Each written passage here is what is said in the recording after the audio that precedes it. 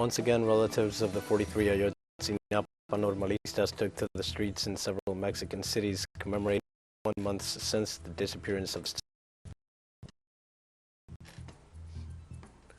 This past Tuesday, at a meeting with United Nations Secretary General Antonio Guterres, who was visiting Russia, the president of that country, Vladimir Putin, stated that Russian forces had nothing to do with what happened in Bucha, a city located in central Ukraine. Wednesday, Israeli forces killed another Palestinian citizen in the north of Jenin. It is the second summary execution in less than 24 hours.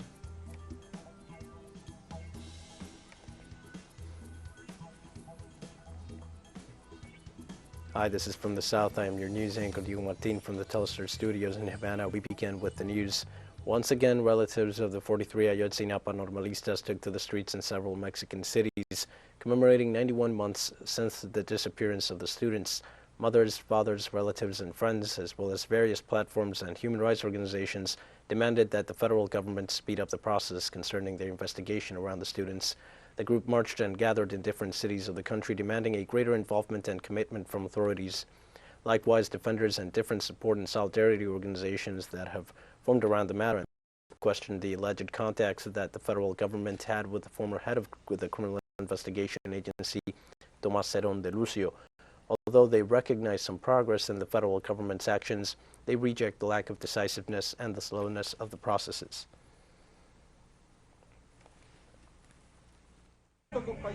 Therefore, comrades, we want results. We want results, as a group of experts has already stated in their third reports. They have all the elements. The question is, what is the prosecutor's office waiting for? What are the officials waiting for? What is the federal government waiting for, comrades? To let the years go by, or let the parents get sick, or to let the parents get sick so that they will no longer raise their voices? More than 200 migrants set out on Tuesday from Tapachula in the southern state of Chiapas to Mexico City, the capital of the country, to apply directly for a visa they have been waiting for weeks now. After once again going to the migratory facilities and spending several hours there without getting any answers, migrants organized themselves in an improvised manner to form a caravan and at an accelerated pace took the Chiapas Coastal Highway. Unlike on previous occasions, migratory authorities men and women to cross the border post without any difficulty.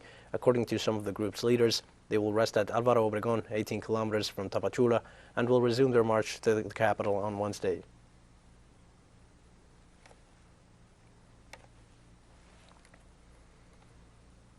Mexico's Secretary of Foreign Affairs, Marcelo Ebrard, has said on Tuesday that all the countries of the Americas should be part of the summit that will be held in 2022 in the city of Los Angeles in the United States.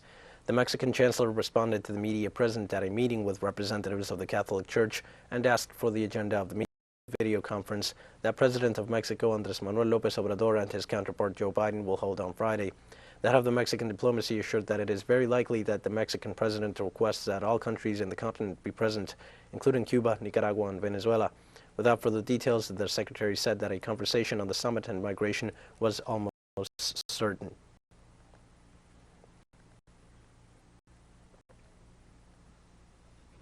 I suppose it will be mainly about the Summit of the Americas, the advancements of high-level economic development, integration and development in Central America. Those are the topics I would expect to be discussed, but the president can always say something else. In Cuba, Roosevelt Skerrit, Prime Minister of the Commonwealth of Dominica, received on Tuesday the highest distinction granted by the Cuban state, which is the Order José Martí.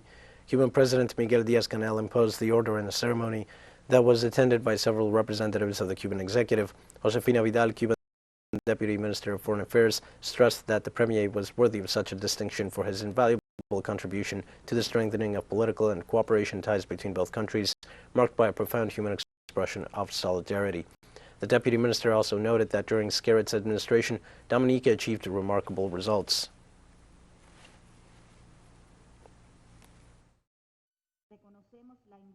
We recognize the invaluable contribution to the strengthening of political relations and cooperation between our two countries, which have been marked by a profound human content and solidarity. We also recognize with the deepest gratitude the firm support of Prime Minister Skerrit to the cause of the Cuban people for the lifting of the illegal and unjust economic, commercial and financial blockade imposed by the government of the United States on Cuba. Ecuadorian President Guillermo Lasso appointed by presidential decree General Luis Lara Jaramillo as the new Minister of Defense.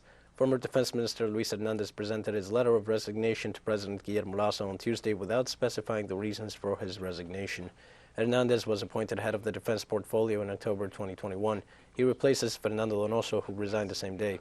Luis Lara Jaramillo, former head of the armed forces, is a general in passive service and who, during his military career, among other actions, directed the Army's operations in Alto Ceneba on 1995.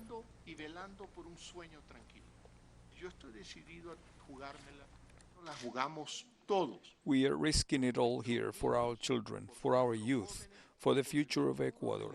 We have to fight together. There is no possibility of doing it individually. And that is why I have made the decision to appoint General Luis Lara, who has been head of the Joint Command of the Armed Forces, as the new Minister of Defense. Haiti's government denied the increase in fuel, claiming that new supplies will arrive in the country by the end of the week. The Ministry of Culture and Communications said no increases in the price of fuel are expected and ratified that the government is watchful of any change or evolution of the international market, which is very unstable due to the crisis in Ukraine. The Ministry of Commerce and Industry has deployed its personnel to oversee any irregularities. However, despite the statements of the executive, protests, demonstrations, and the unsteady situation in fuel supplies continue.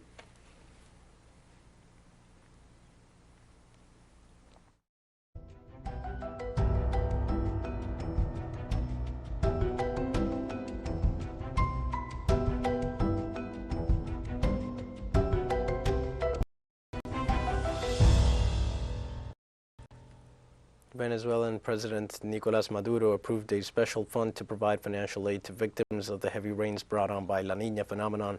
The president ordered national, regional, and local authorities to deploy all necessary resources to provide assistance to all citizens, and especially to prevent major damages.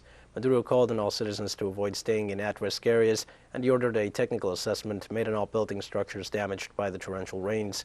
The Venezuelan president activated a fund that will be automatically renewed to guarantee the protection of all the people in the midst of the current weather emergency.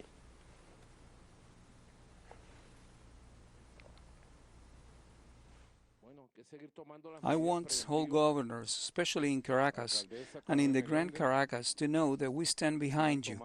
I am allocating a special fund of 10 million bolivars, renewable, to take care of all emergencies caused by the rains. The fund will be automatically renewed, and governors may start drawing on that fund as we speak. We're going to take a short break now. Please join us again after this.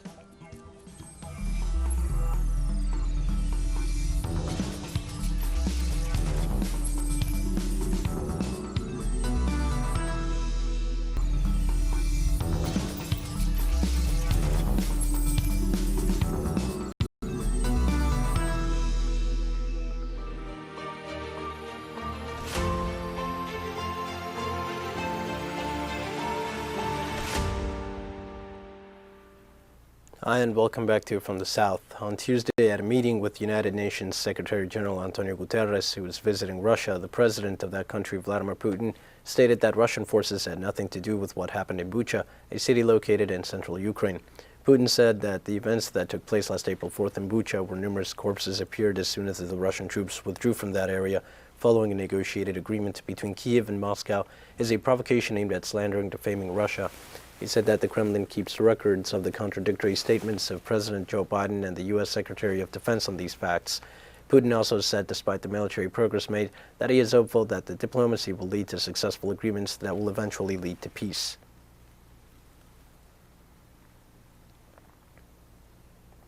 Despite the fact that we have an ongoing military operation in place, we're still hopeful that we will be able to reach an agreement through diplomatic channels.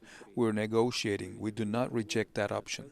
A meeting held by the United States Secretary of Defense Lloyd Austin at the Ramstein Air Base in western Germany provided an opportunity for Washington to put further pressure on its North Atlantic Treaty Organization and European partners in the context of the crisis in Ukraine. Lloyd met with defense ministers and senior generals of 40 countries, NATO and non-NATO members, and urged them to move at the speed of war to get more weaponry into the hands of Ukrainian forces. The gathering at Ramstein was the first monthly meeting of the contact group to examine how Ukraine's partners can contribute to shoring up its military strength. During the brief, Austin announced that several nations have agreed to step up support for Ukraine. The German government, for instance, agreed to provide 50 Cheetah anti-aircraft systems. The British government also agreed to assist with anti-aircraft capabilities, along with Canada's offer of 8 armored vehicles.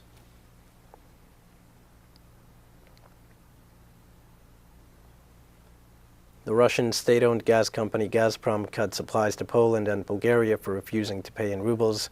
Gazprom notified both countries that as of April 27th, the supply of natural gas will be completely halted after receiving confirmation from the Polish energy company PNGIG and the Bulgarian Bulgaraz of their refusal to pay in rubles. At the end of March, the Russian government signed a decree stating that payment for the Russian gas pipeline supplied as of April should be made exclusively in rubles. For this purpose, special permission was granted to the financial branch of the Russian gas company Gazprombank to open special accounts for its customers where euros and dollars would enter, and these would be converted into rubles through their purchase and sale on the Moscow Stock Exchange.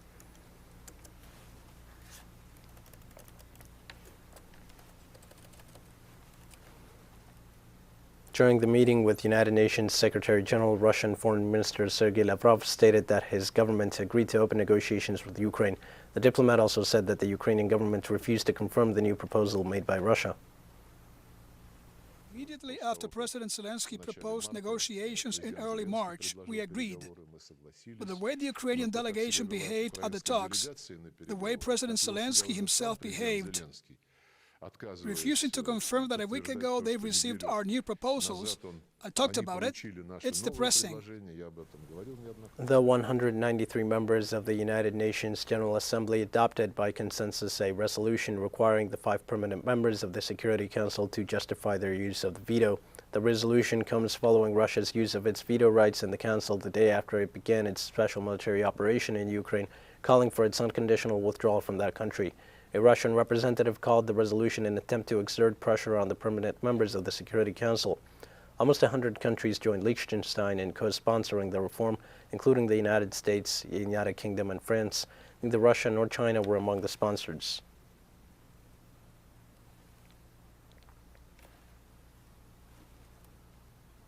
Ukrainian authorities began to demolish a monument symbolizing historic ties between ex-Soviet Ukraine and Russia. The monument has symbolic ties to the Soviet Union and features the USSR hammer and sickle as well as a friendship of the nations sign held by statues of Ukrainian and Russian workers. Kiev's mayor Vitaly Klitschko said a second component of the sculpture would be removed later and the giant arch above the workers would be renamed and illuminated with the colors of the Ukrainian flag. Klitschko also said city authorities were working on plans to demolish around 60 monuments in the capital related to Russia and the Soviet Union. Meanwhile, the mayor added, some 460 streets and other objects in the city are slated for renaming.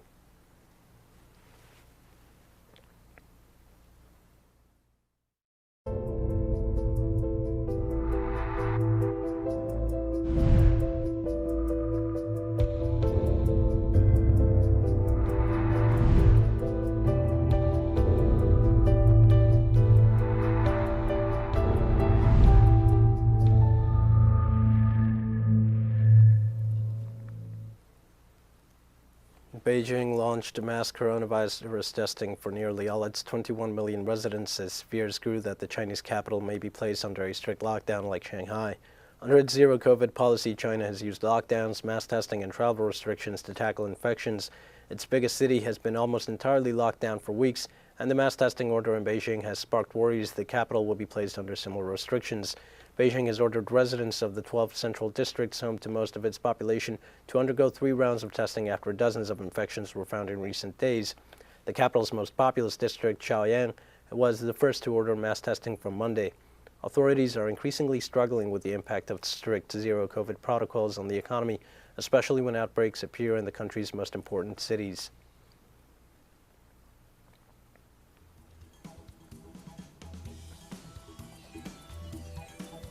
We have more news coming up after a final short break. Please stay with us.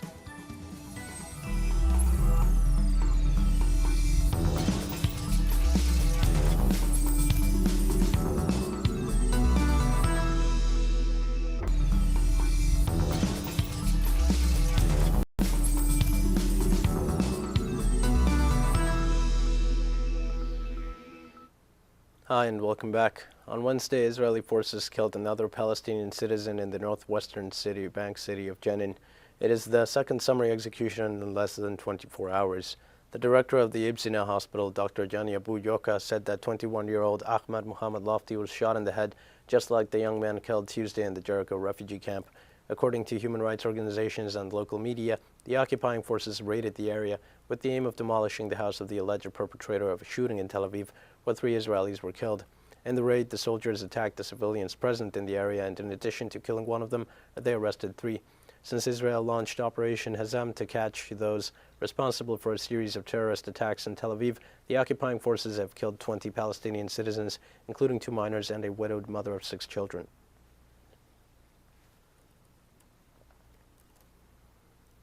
On Wednesday, China's Defense Minister Wei Fenghe arrived in Tehran, Iran, to strengthen military ties and discuss the current world context, as well as to agree on strategies to respond to the aggressions of the West, led by the United States.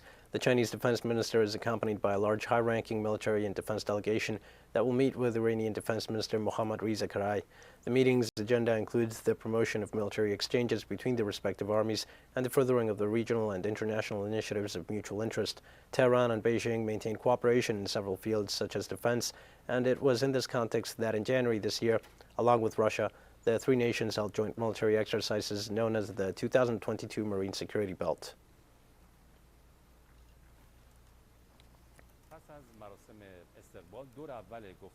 Tuesday evening, Israel launched a violent onslaught against Syria. Air defense systems repelled a heavy battery of attacks on Damascus, but were unable to prevent 4 soldiers from being killed. This is the 3rd attack in less than 2 weeks. According to Syrian military sources, all the missiles were intercepted by the defense system, except for 2 that landed and caused 4 fatalities and left other 3 soldiers injured. The Syrian government repeatedly denounced that the aggressions of the occupying government of Tel Aviv are part of the strategy of supporting the terrorist groups still active in the midst of a process of peace, reconciliation, and victory of Damascus after harsh years of conflict.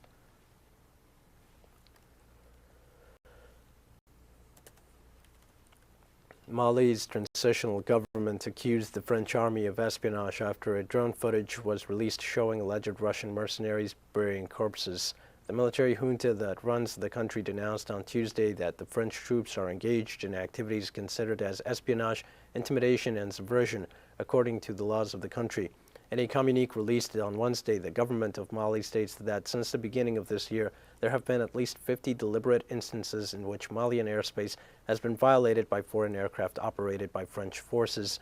The military junta claims that French troops are responsible for promoting subversion by publishing fake images to accuse them of being responsible for massacres and the assassination of civilians. On April 21st, the French army released the mentioned fake images showing the deposition of numerous corpses in a mass grave.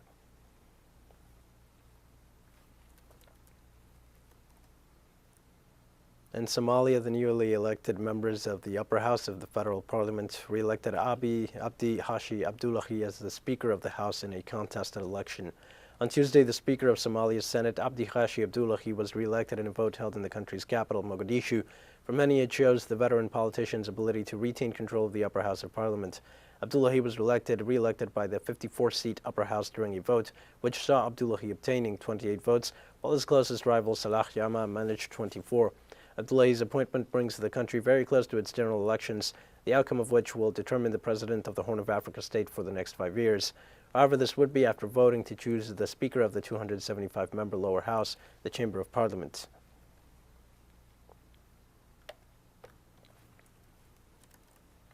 On Tuesday, farmers gathered outside Colombo's main railway station calling for President Gotabaya Rajapaksa to step down amid a dire economic crisis that has triggered food, fuel, and medical shortages. Cash-strapped Sri Lanka announced it would sell long-term visas to attract desperately needed foreign currency after the island nation ran out of dollars to pay even for food and fuel. Trading at the Colombo Stock Exchange was halted 3 times Tuesday as prices plunged, with the blue-chip S&P index closing down 9.75%. That came on top of a near 13% drop on Monday, the first day of trading since a 2-week break during which the government hiked interest rates and defaulted on its $51 billion foreign debt.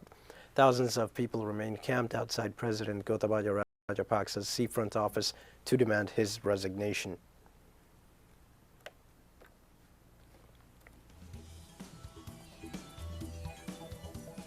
And with that, we've come to the end of this news brief. Remember, you can find these and many other stories on our website at Telesur English.